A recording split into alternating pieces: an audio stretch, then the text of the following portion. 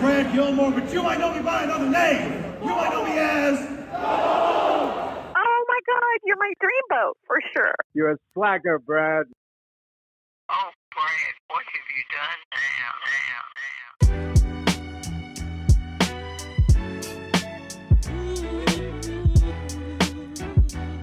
And he joins me now, one of 6 men to play the iconic role of James Bond 007 with over 65 acting credits to his name. The living legend himself, Mr. George Lazenby, joins us on the program. Mr. Lazenby, how you doing, sir? I'm doing okay. Apart from the virus is bothering me, just the fact that it's out there. Yeah, I know. It changed my life. I don't travel much anymore. And but other than that, things were good.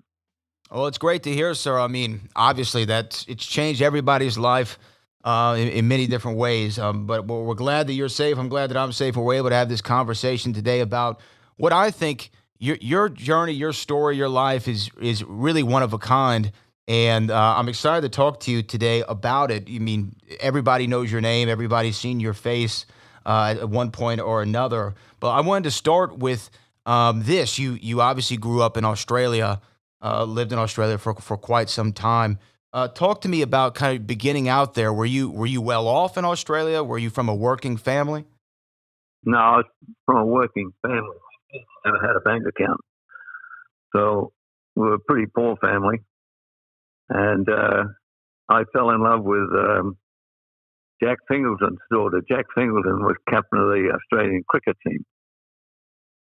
And his best friend was the Prime Minister, Bob Menzies. And I fell in love with his daughter. And I went up there one day to take her out. She only go out with me during the day, after I asked her about 7 times. And her brother attacked me and put a headlock on me on the lawn. And his mother come out and saved me from that. And then I went into the house, and there was Bob Menzies, the Prime Minister, sitting on the couch talking to Belinda's father, Jack Fingleton, the cricket captain. And I said, Jesus, mate, you look like Bob Menzies, because I'd never been that close to the Prime Minister. And she was walking across the room, and she put her hand over her eyes as she walked across. Anyway, we got along. And her boyfriend was down in Sydney doing these exams. And we started going out together. And then the father didn't like the idea of me being with her because I was a motor mechanic and then a car salesman. And, he expected her to do better than that. So he sent her over to England to work with Lord Snowden. And I was, getting like 5 letters a day at first. And then all of a sudden they thinned out to 1 a week. So I knew she'd met somebody, and I got on a boat, and it took me 6 weeks to get to London. And I couldn't find her because she wasn't at the address where she was when she was writing to me. And there was no internet or cell phones or anything to do any deep looking. But anyway, one day I was in the Overseas Visitors Club, and a guy came in and said, I just saw Belinda down in the road with a bunch of cricketers. So I went down there, and my heart was beating, and next thing I know, she's right in the middle of all these cricketers. And I said, can you come outside? I want to talk to you. I said, no, whatever you've got to say to me, you can say to me here. I said, no, I want to talk to you outside. And then this guy must have been the one that she was with, poked his head, and you heard what she said. And my fist came up automatically and decked him. Didn't even think. And so I picked her up and took her outside, put her in the car. It was right-hand drive. And she hops out, and all these cricketers are coming out of the pub. And I took off. But then I knew where she was because of the cricket team. They were the Oxford cricket team. And so I wrote her a letter, and she said, well, my boyfriend's busy doing his exams. We can see each other platonically. And strangely enough, no one, me or anyone I worked with, knew what platonic meant. I was taking around all the salesmen. What's platonic mean? I'm going to find out. That thing. And then so I just wrote back yes. And she said, we can see England platonically. And I said, okay. And I went and saw the guy who delivers the cars. And I said, where's the furthest car you got? And he said, Bristol, on the other side of England. I said, I'll deliver it for you for free. So I called her up and I said, have you seen Bristol? And she said, no. Let's do it. So we went over to Bristol, and I had snatched the key off the office at the desk of her room as well as mine. And I went to go to a room that night, and I had diarrhea, which I'd never had before. And every time I went to go in the hall, I had to go back to the toilet. And so I gave up after about 6 tries. And then I think English food got to me. And next morning at breakfast, she told me that she couldn't believe I didn't try to get another room. And funny, she knew. But anyway, on the way back to London, the guy traded a Mark 10 Jaguar, which has a big front seat. I thought, geez, I've come all the way from Australia. I might as well. I went underneath the freeway and grabbed hold of her. She cried the whole way through. And then she was leaning against the door, and then she came at me, and I kind of put my hand up to duck her. She said, I love you. So she moved in with me, and that's why I stayed in England. And I'd never met an actor, by the way, when I got the Bond job. I had not met an actor. I'd met male models, but that was it. And I told them that I'd worked in Manchuria and Russia and places I didn't think they could check on. And because back then, people didn't have the internet or IMDb. No, they didn't. Yeah, no. Just search you up real quick. So you could have made up however many films. And when you say you told them, was this Cubby Broccoli you were talking to? Yeah, Cubby and Harry. Cubby and Harry Saltzman. Okay, and they were the producers of Bond. What's that? They were the producers of the James Bond films back in the day. Yes, that was the originals. Harry Saltzman wanted to buy the rights. He didn't have the money. And they brought Cubby Broccoli in, who had the money. And that's how they got together. So, and I was, then they found out, they brought the director back from Switzerland to meet me. They were so impressed with my physical, because I didn't say much. I had an Australian accent. And next thing I knew, the director comes in from Switzerland to London to see me. And he said, tell me what you've done. And I don't know what made me do it, but I said, I've never acted in front of a camera in my life. And he got up and started laughing, walking around the room, saying, they brought me back from Switzerland to see you. God, stick to your story. I'll take you over. Let's go over and stick to your story that you originally told them, and we'll go over and see them. So we went over to the road, and they were outside their office door. I said, get him out of here. He's a closed peg. They call male models closed pegs. So I was just about to go up and thump him before I left, and Peter said, I want to test him. You're not testing him at the studio. We're the laughing stock of the industry, and they've tested 800 guys already. And Peter said, well, I'll test him at your place. He said, do you want to? Because they had to be nice to the director, because Peter was, with the Bond people ever since they started. And but he hadn't directed one yet. He had edited them and done things like that. But meanwhile, okay. So they got a crew, and they started testing me at Peter's place, and they were sending me to a voice coach who was coming out when I went in was Harold Wilson, the British Prime Minister. He's having voice lessons because half of England couldn't understand him. He had this middle of England accent. And so I said, geez, who's that? She said, be quiet. She was a real cranky voice teacher. And just lay down on the floor. And she laid me on the floor, put a foot in my stomach, and said, now breathe. You've got to fill up your stomach with air. And then she started to get rid of my accent.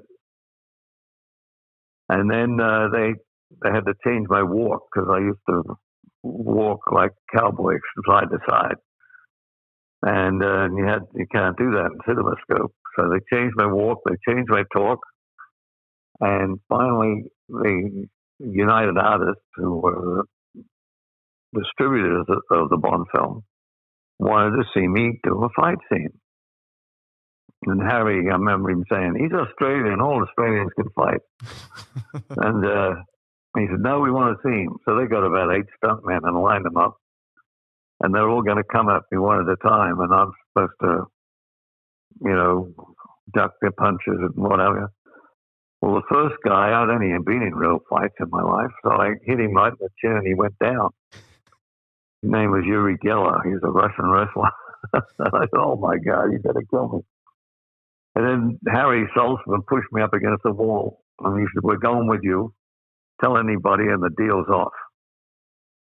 And get out of town and then call me and let me know where you are and I'll call you to come back for the press conference." Okay, so I went back to Paris where I'd been living. And I was with 6 of my mates. I had been away 4 months. And they said, "Where the hell have you been? We've been looking for you." And I said, "I was in London." "Doing what?" "Testing for a film." "What film?" "Bond film." They said, "Did you get it?" And I said, "Yeah." And they all laughed. They didn't believe me. I was lucky. And then I went off to the south of France, and I called Belinda, and she came down. I got her a ticket, and she was on her way down when they called me, "Get your ass back to London. We're doing the press conference tonight." Oh, dear. And so I met Belinda at the airport. I told her I'd come back. I couldn't come back. I got so busy after that. But I went to the press conference, and they proved on me, obviously. And then we started rehearsing and shooting. Went on for 9 months. Never heard of a film taking that long to shoot. But we're 6 months in Switzerland, and I got sick of being up on this mountain after about 3 weeks. And I said to Harry, I said, I don't want to be up on this mountain anymore. And he said, "What do you mean?" I said, "Well, I have it. I've been to every restaurant up there 6 times, and I've been with every girl on the film. And I've done it all." And he said, "Well, how about if we lend you a helicopter at night, and you can go into Zurich or Geneva or wherever you want?" I said, "Fine, we'll do that for a while." So they loaned me a helicopter at night, and I didn't fly it, of course. The pilot did hand me the wheel at one stage, and it was going sideways. He grabbed it back. I hadn't a clue how to fly a helicopter. But meanwhile, we did our 6 months up there, and then we went to Portugal. Did 6 weeks in Portugal, and a couple of weeks at Pinewood Studios. A silly thing happened. The Ford Cougar people gave me a Cougar, brand new, but left it at Pinewood. And Richard Harris had a big Rolls Royce, the big limousine one. And they wanted us to pay taxes on. And I said, "No, I don't want to pay taxes on them. The taxes would cost as much as a car costs." And I said, "Well, as long as it exists, you've got to pay the taxes." I said, "What do you mean, as long as it exists?" He said, "Well, some people just burn them, the cars." So Richard and I parked our cars in the middle of a lot at Pinewood, and they set them on fire. Mine had about 10 miles on it. Why would people burn them? What was the purpose of that? Just to not pay taxes? They don't exist. They don't exist. There's no tax.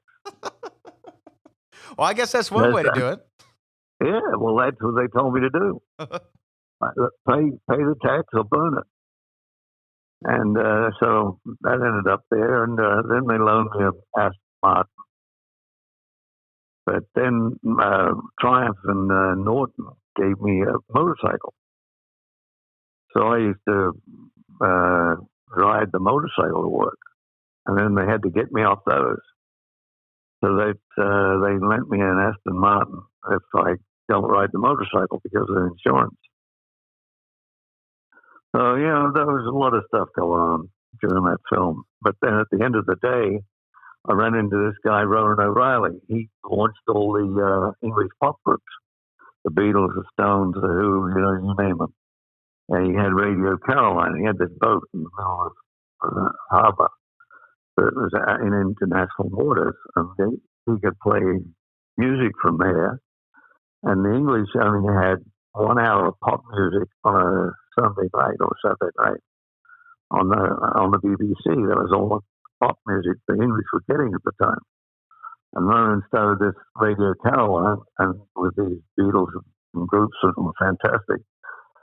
And he got really wealthy doing that, and he was very important in the business. And he came up to me and said who he was, and he'd like to manage me. And I said, well, I'm under contract to the Bond people. He said, no, you're not. You've signed a letter of intent to sign the contract, but you've not seen the contract. So, because they were still making up the contract. And a letter of intent to someone who's not been an actor before and not knowing what's in the contract would win the case. So I believed him and I wouldn't sign the contract. And they put $1 million in cash on the table, thinking that that's anything I understand. And it was hard to walk away from, but I did. And $1 million in those days, a Porsche was $5,000. So you imagine how much a million was. And then I said, where am I going to work? I can't work in England. And he said, you go to Europe. There's a guy that Clint Eastwood doing West, and he's making $250,000 a movie. So I believed him, and I went off to Europe. Every movie I got on, Salsa and Bronx, he'd call up and tell them I'm under contract to them, and they won't be able to release the movie. Oh, no. So I was getting thrown off every movie. And I finally went broke because I didn't get the million, and I only had the money that I saved up from the Bond film. That was $10,000 or something. They get like 50 million now. I got 10 grand. And then I heard that the English were getting kicked out of Malta. And there's a lot of cheap boats down there. And this guy, when became prime minister, told England to get out. A lot of them were just trying to sell their boats rather than sail them all back to England. So I went down there and I got this boat that was worth probably 20 or 30 grand for a cat. It was a catamaran, 34-foot catamaran. It was, I'd never sailed in my life. He gave me one lesson in the harbor. The guy I bought it off from Scotland. And then he left town. And the next day I sailed on water. Unfortunately, I had prevailing wind. I still remember the 56 degrees on the compass. I went right down the harbor. Then I didn't know how to stop it. I was turning it around and around. The sails were going everywhere. This guy came out and helped me. But I got caught in a storm later on. Life was pretty exciting. I had a girl with me who I ended up marrying because she got pregnant. And her brother told me that she's going to be worth a fortune. But the kid won't get any of the money unless it's born in marriage. So that's why we got married. And that was my first wife. And the girl's name's Melanie. She's the #1 realtor in New York. So, it's like everything I've done in life, I didn't have any training for. I knew more about cars than most mechanics did when I was 15. Because my uncle used to put me on his knee from about 3 years old. And I'd go to garages after school and watch the mechanics work. And I thought that was going to be my life until they needed a sales manager. And the fact that I was a mechanic, I could drive the car and tell them what it needs fixing and how much it's going to cost. And that was the most valuable guy in a dealership, was a used car sales manager. So I got that job. And then, that's right, I was at a dance. And this guy was in front of me going up the stairs, and he kicked back at me. And I grabbed him by the leg and pulled him down. And the guy behind me said, "You're my size." And I whacked him, and he went down the stairs backwards. And it was the cop. He pulled out his badge. Oh, no. And so they took me into Canberra jail. Didn't charge me anything, just locked me up. And came in, three of them come in with their sticks and just touched me on the stomach. And I pretended it hurt, and it didn't hurt. It didn't leave a mark. But eventually you get nausea, and that hurts. And they let me go the next day, no charges. But when I went back to the dance, nobody would dance with me. That's the guy, it's policeman. So I went up to the band and said, "I want to be in your band." And they said, "What do you play?" I said, "Nothing. What do you need?" They looked at each other and they're like, "I'm nuts." "Well, we don't need anything. We're fine." As I was going out the door, electric basses had just come in. And one of them said, "Too bad he doesn't play electric bass." And I overheard it. And I went to the guitar shop because they didn't have electric bass in Australia at the time. And they taught me how to play bass on guitar. And then I got an electrician to make a bass amp. And I went back to them about 6 weeks later. I said, "I can play the bass now." And they said, "Oh, here's this nutcase again." And I showed them I could play in any key. I just moved up and down the fretboard. And they said, "Okay, we can use you." And they wanted the amp more than me.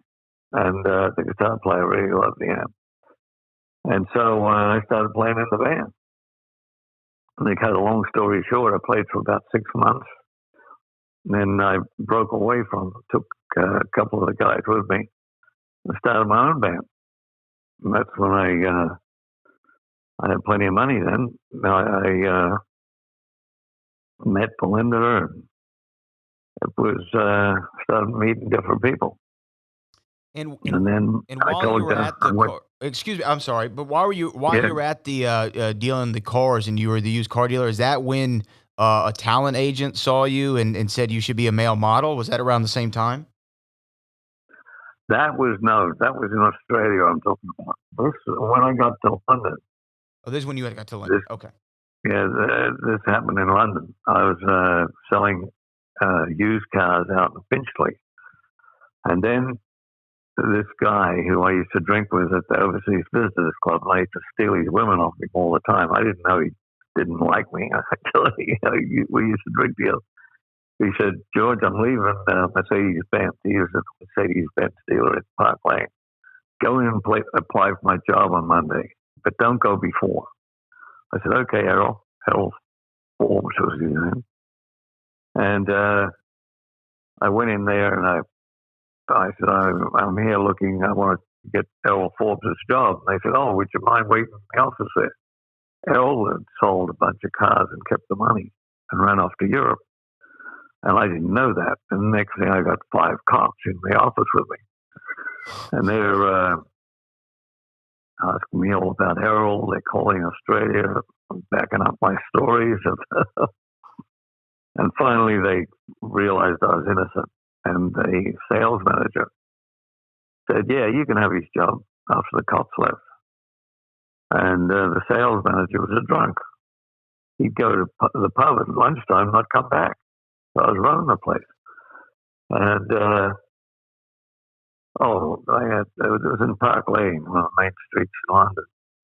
And one day Elizabeth Taylor came in, started looking at the cars.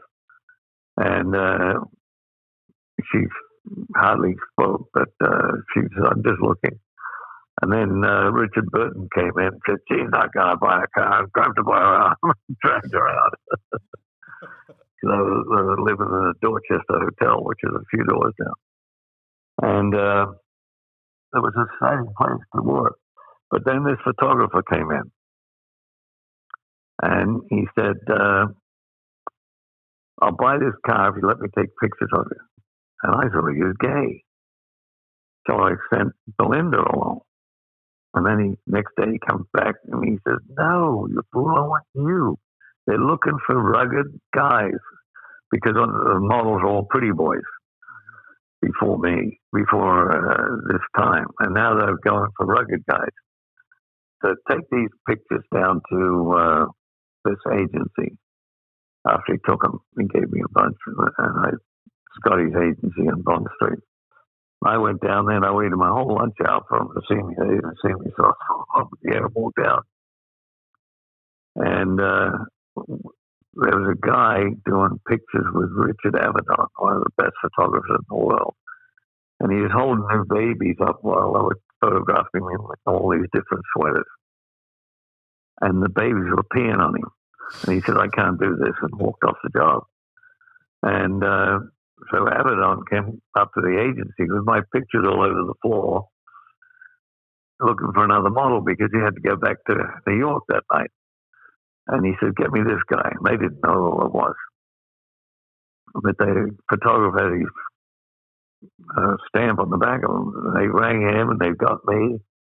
They said, when can you get there? And I said, about 5 o'clock. He said, no, that's no good. You got to get there now.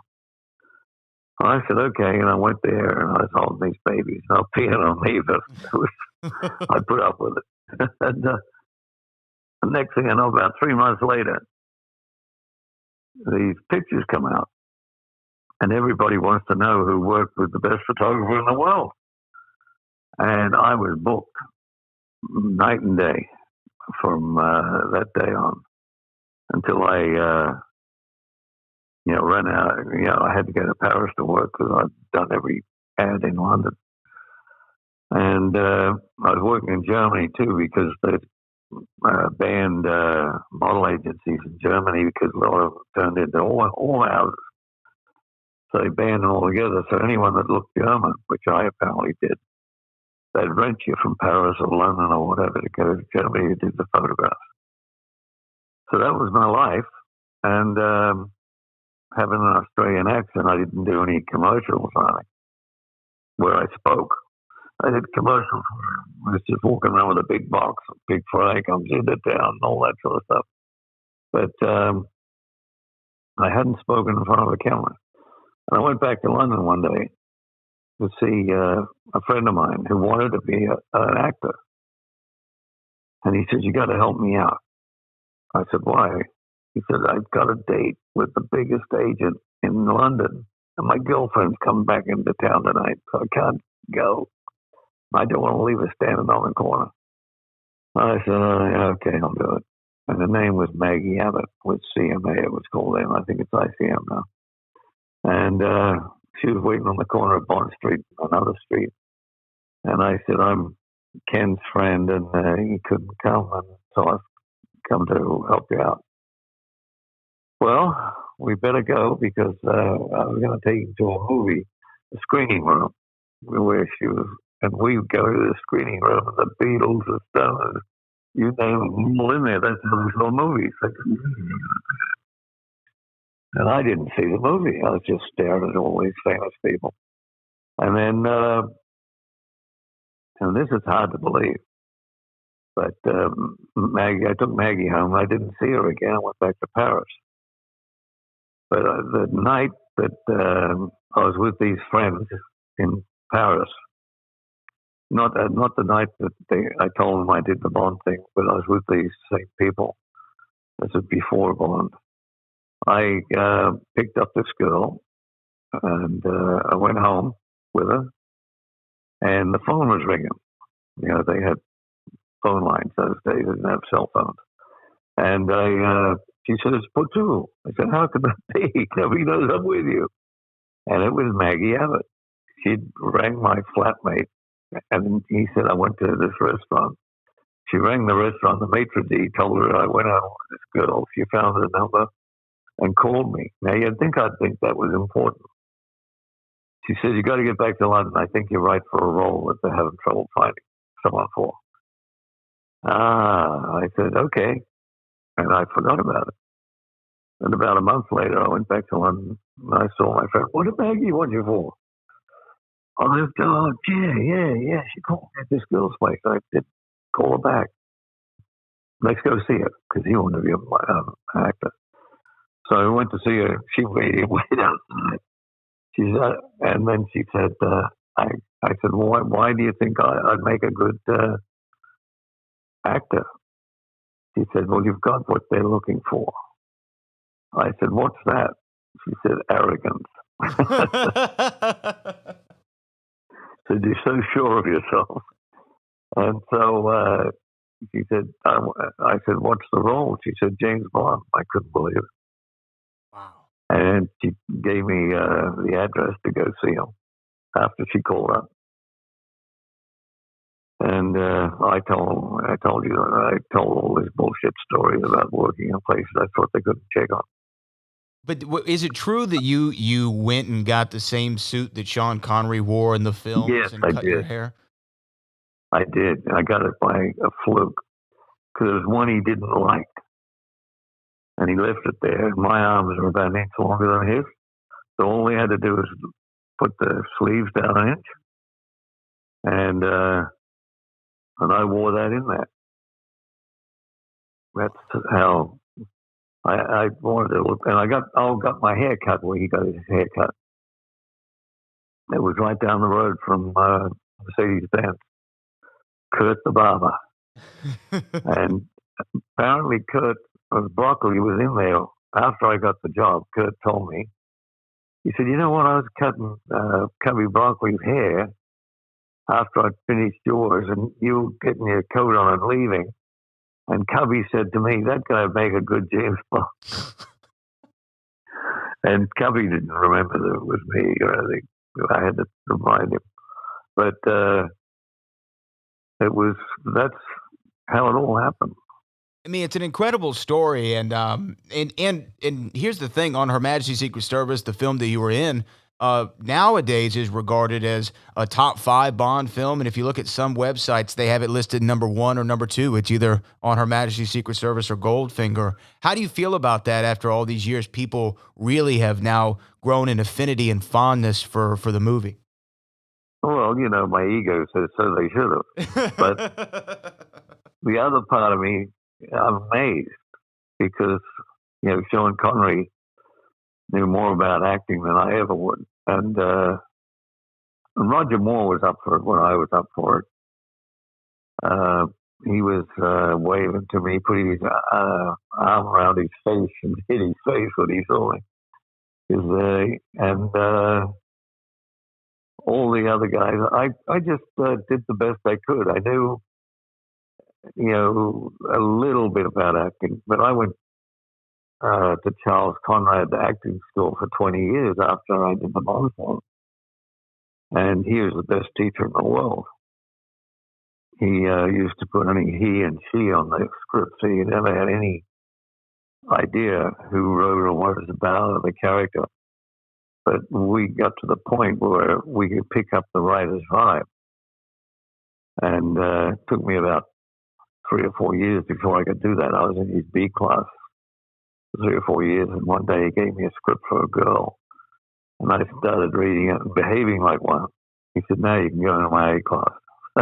Oh, wow. So, and you took Yeah. acting lessons after landing, at that time, the biggest role in all of Hollywood.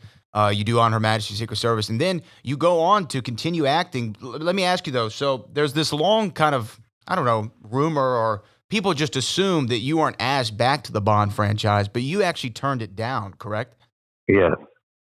And that was when you talked about the $1 million and all that stuff. You turned it down, but then went on to still, you're acting to this day. Was there anything from the Bond experience that you look at now, with all the knowledge that you've gained throughout the years and the 20 years of acting classes?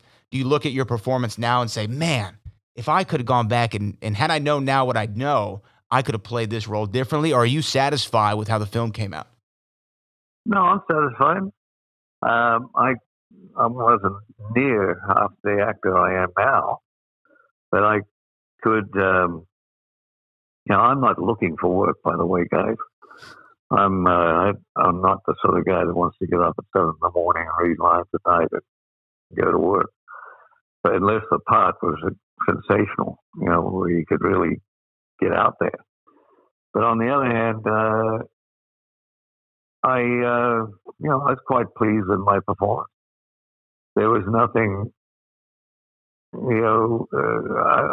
wasn't intimidated by cameras because I'd been a model for years, and I wasn't afraid to stand in front of a camera, if you know what I mean.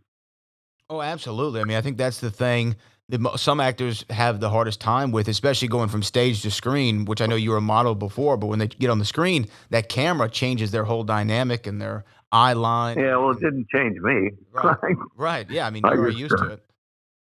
I just did my thing. The looking though back at it again, On Her Majesty's Secret Service is widely regarded as one of the best Bond movies of the 25 that they've done. And this last one that came out, No Time to Die, pays several allusions and tributes to that film, which I'm sure you've heard Yeah. by now. Yeah, I saw it. Did you like it? Parts of it. Parts of it, yeah. It was, it didn't seem to have any rhythm. It was a little on the Yeah, long side. Huh? It was a little long, right? It felt a Yeah, it little was a long. long shot. The car chases were unbelievable. Mhm. It was, that's just my opinion. Some people I've met loved it, but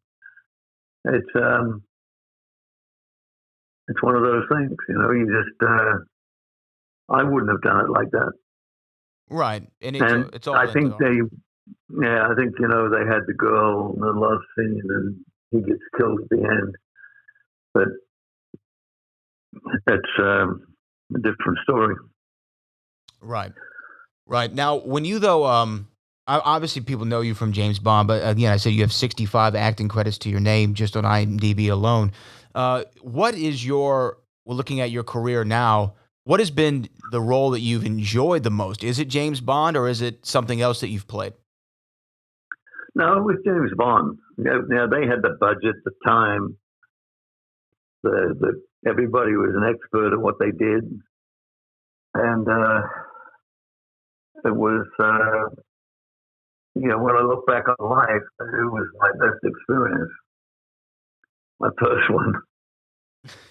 Right out of the gate. And that's Yeah. why I've always found your story so incredible is your first movie was the biggest movie in production at the time. I mean, there was nothing bigger than On Her Majesty's Secret Service. No, it took 9 months to shoot. Yeah. It's incredible. It's incredible and the film is so damn good. Like it's such a great made Bond film. And here's the thing: I think everybody you can like or a Bond film, even if it's not very good. But your film is excellent, and it's really an upper echelon of the Bond movies themselves. I know you said that was your favorite role out of your career, but you're still acting to this day, correct? Yeah, sometimes I do a bit of acting. And it's not hard for me now. I mean, I spent 20 years in an acting class, and I loved it.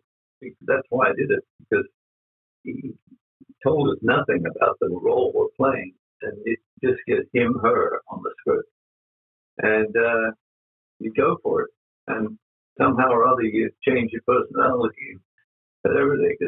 You come out the other side wondering, gee, how did I do that? And that's what acting's all about, is being able to not be yourself.